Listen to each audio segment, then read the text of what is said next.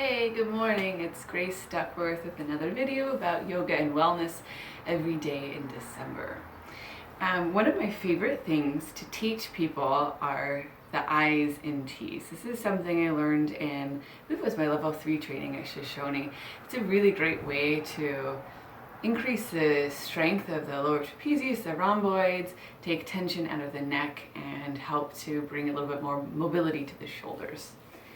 So we'll get right into it. I'm going to be using 2 yoga blocks today. If you don't have yoga blocks, you could maybe use an empty tissue box, or you could just pretend like you're holding something. And also people that are really, really long and maybe have wide shoulders, this might be too narrow anyway. But one of these blocks will be between the palms, and one of the blocks will be between the thighs, and we'll be laying on the stomach.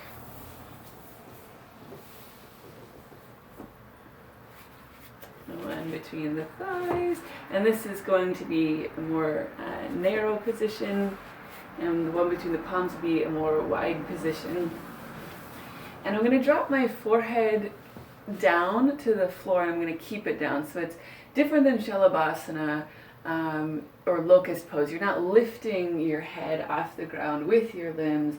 You're going to be keeping the forehead down to relax the upper trapezius, to relax the neck, so that the lower trapezius can do their work. So on the inhale, I'm going to squeeze my blocks and lift. On the exhale, I'm going to keep squeezing and lower back down.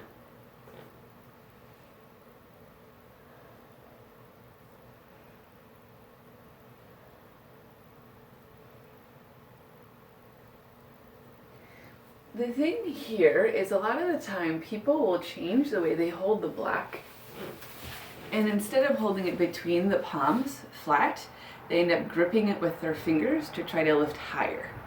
And that's your body being smart, trying to do less work. It's more difficult if your palms are flat on the block. The harder you press your hands into the block, the lower you're going to lift from the ground. So those high lifts aren't wrong, they're not bad, but it's a little bit more beneficial to be pressing firm and have a shorter lift. So that's I position. And then T position, actually I'll keep this block between the thighs. My legs are going to stay down, but I'm going to keep hugging that block. And in T position, my arms are going to be out to the sides. I'm going to start with my thumb up, and then after a few I'm going to do the same thing with my thumb down. So instead of palm being down and palm being up, I'm starting palm forward and palm back. But it's the exact same work, just this time my legs are focused on pushing down.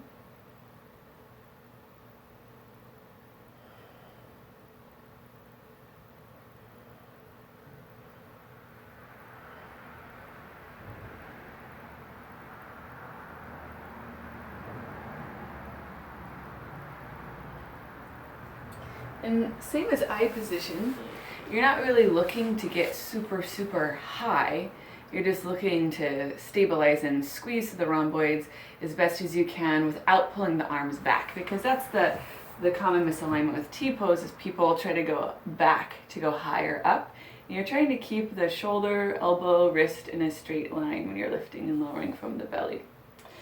And then there's one more variation that I've kind of just started doing on my own. It's similar to I position. It's kind of like a lowercase I instead of an uppercase I. You're going to be keeping the legs down and lifting only the arms, and I really like this one because it gets into the posterior deltoid some, which is something we don't use a whole lot of in our yoga practice. So same setup, I'm going to take one block between my thighs. I'm going to be pushing down through my legs. And something else to think about in all of these positions is trying to lift your belly button off of the ground when you're laying flat. This time my second block is going to go between my palms behind me. Same thing, I'm going to keep my forehead down. I'm going to push my hands into the blocks as best as I can. On the inhale, I'll lift, and on the exhale, I'll lower.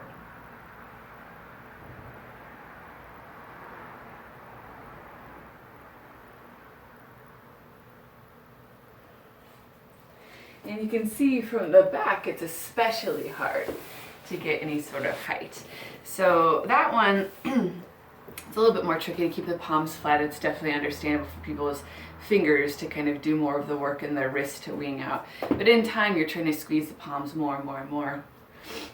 And that will really help with creating a stronger back. A lot of people have achy back because they sit all day long, and I feel like doing those will kind of keep you from rounding forward so much. It'll strengthen the muscles that help sit straight, stand straight.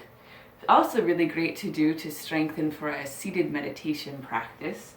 And the more these muscles become strong, the less these muscles have to work, and people's necks and shoulders generally feel better over time. I hope that you really enjoyed this video today. I hope you found it helpful, and I can't wait to hear about how it went when you tried it at home yourself.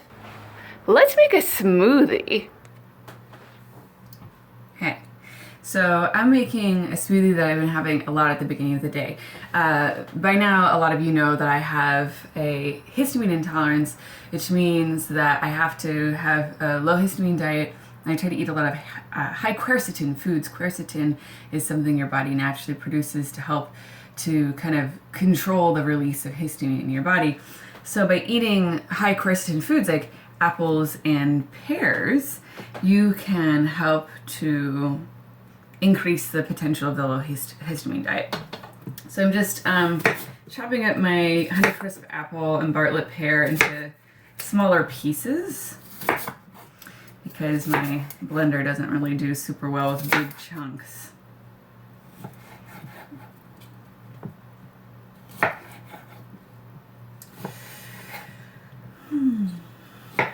This is like one of my favorite smoothies for sure. I'm gonna start putting some of each into there.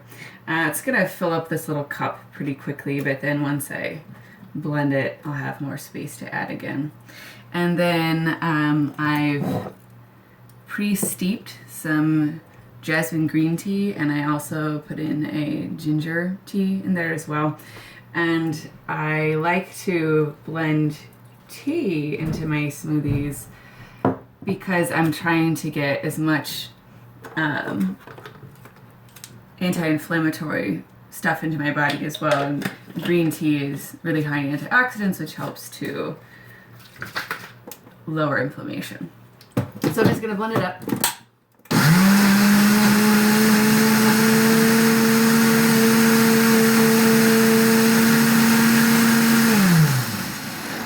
And add the rest.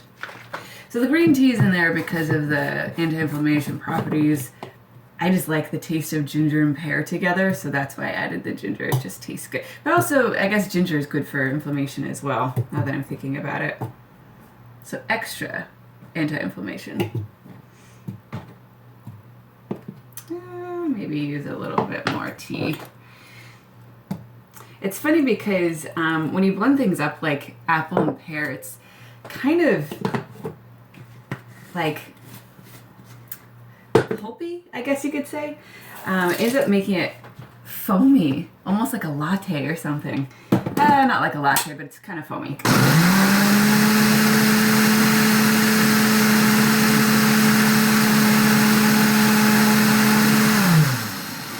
So in a bit, I'm gonna eat a lot more, but for now, this is how I'm gonna start.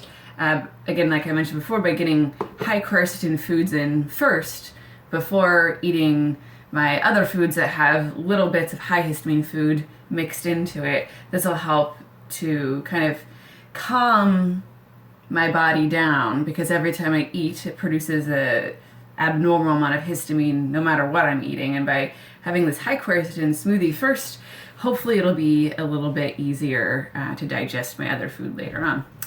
Bottoms up. Have a great day. Again, subscribe to my YouTube channel and check out graceduckworth.com.